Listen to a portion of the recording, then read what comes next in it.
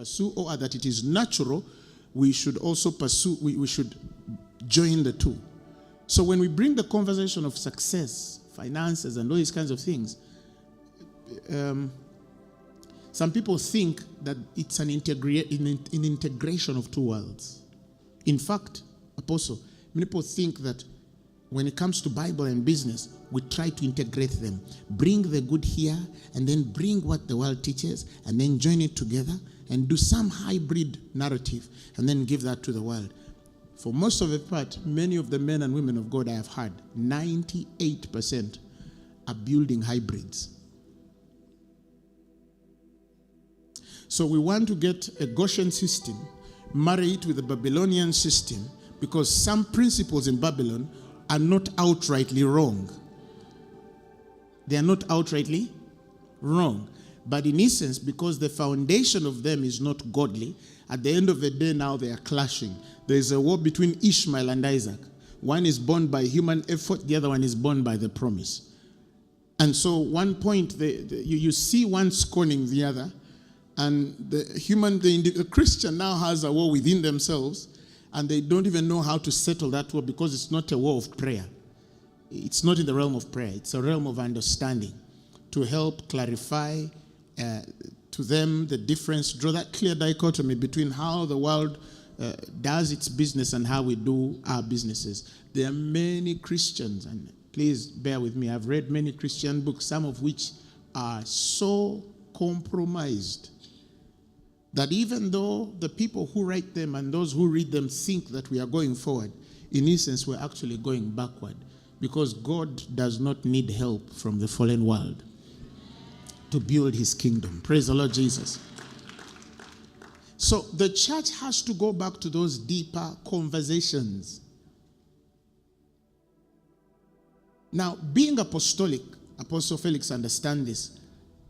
The challenge, the interesting challenge about the apostles is, for us, we don't diagnose buildings.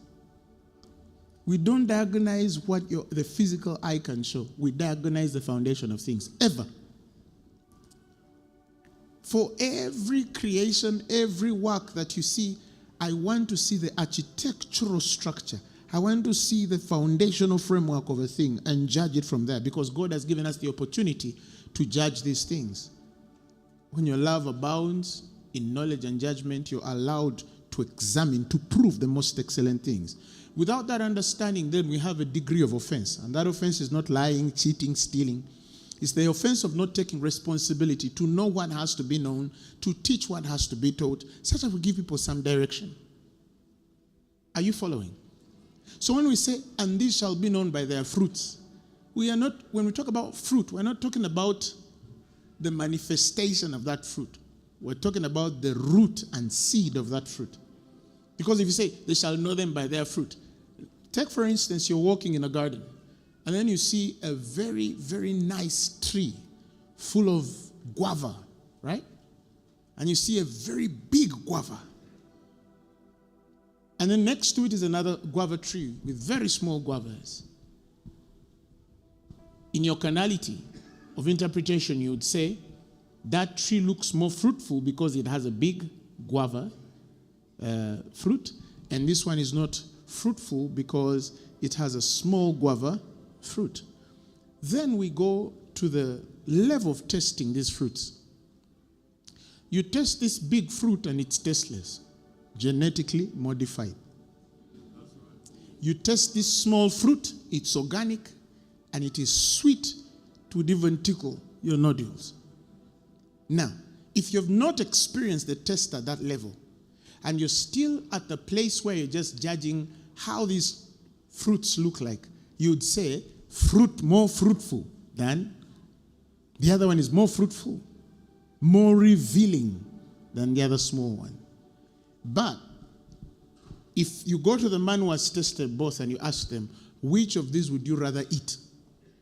He would say, I want the smaller fruit. Why? Because it has taste and it has nutrients which the genetically modified crop does not have.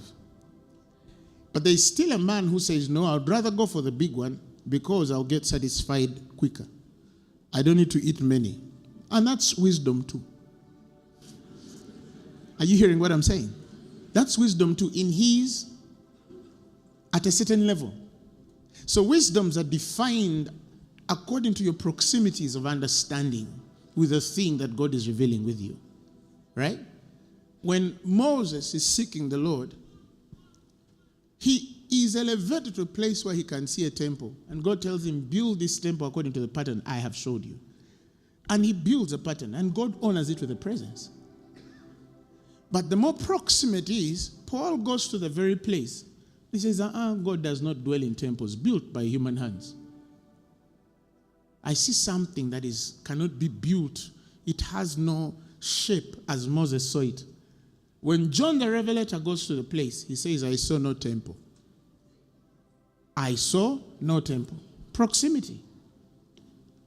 But the Father, that is God, and the Lamb thereof are the temple of it. So, what John saw, he saw the Father and the Son to a degree of clarity that Moses did not see. That when Moses went to that very place, he saw a temple. Two men have had two distinct visions. Both of them are true, but they see differently because of the covenants they're functioning under and the proximity that they have toward the thing they see. Are you following what I'm saying? So this is the same, that sometimes it goes in perspectives. Why do you see what you see? And is what you see really it? Or there is another conversation in there that you're missing because